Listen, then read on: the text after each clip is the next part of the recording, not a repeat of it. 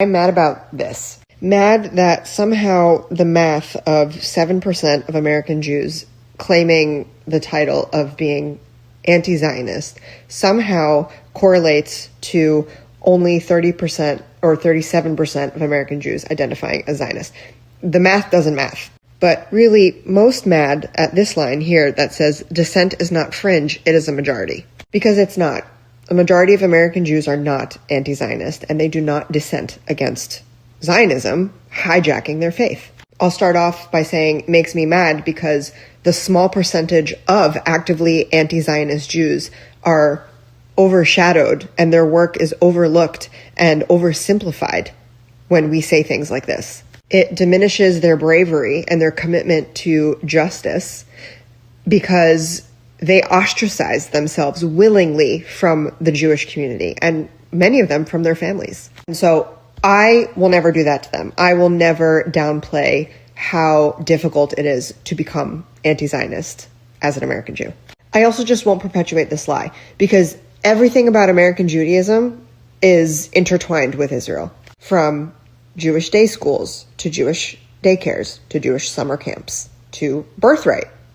All of this, to Israeli flags being in American synagogues and American synagogues holding land theft auctions inside their holy spaces for stolen Palestinian land. Until that is removed from American Jewish spaces, American Jewish identity is synonymous with Zionism. And the more we keep pretending like the American Jewish community doesn't have a Zionism problem, the longer Palestinians are going to continue to die. And the longer Zionism is going to spread throughout our lands of Bilad Hashem and continue mass murdering Arabs on behalf of the Zionist project. And the longer American soldiers will continue to die for Israel, because that's what's happening right now. So I'm going to go through some examples that I have been collecting over the years so that I can prove to you that the American Jewish community has a Zionism problem, that we, specifically as Palestinians,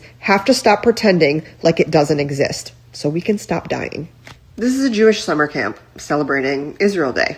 This is in New Jersey. By the way, when this camp isn't celebrating Israel Day, it is just consistently has an Israeli flag in its gym. These posts were from January of 2024, so shortly after the genocide. They were still posting Israel stuff. This is now July of 2024, so well into the genocide. They share proudly pictures of kids celebrating Israel Day. I don't know why they don't cover children's faces, but they said from Israeli dancing, games, and music to IDF training and creating Israeli art and even ending our day at the marketplace getting prizes. We sure loved celebrating Israel Day at Camp Yashad. These are 5 and 6 year olds getting IDF training. This is the JCC of Central New Jersey. That's the Jewish Community Center. Many areas throughout the country have a JCC. Shortly after October 7th, they posted that the whole of the JCC of Central New Jersey stands with Israel. This one is pre-October 7th of 2023, but I'm showing it to you because there's actually a whole Reddit page about me and this claim of IDF training being included in Jewish summer camps being untrue. So I'm just going to show you screenshots from literally their own pages. The amount of times that they have said that they are taught about the IDF or have IDF training in these summer camps with tiny children. I'm not making it up. This is a Israeli boot camp being advertised to American teenagers, mainly high school kids. And here is where you can see that they offer professional instructors from top IDF units. I'm going to read this whole caption to you and you're going to listen to it.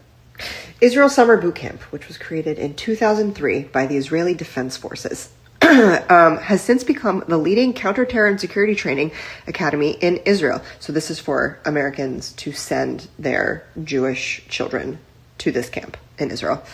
Today, Caliber 3, run by active military members of the IDF, offers top security solutions, high threat protection, intelligence operations, and tactical training to military, law enforcement, and government agencies and commercial clients around the globe. So not just American kids, all kids.